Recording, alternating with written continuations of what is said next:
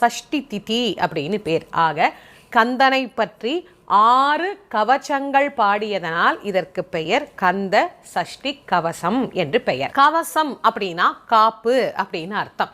எதற்கு காப்பு?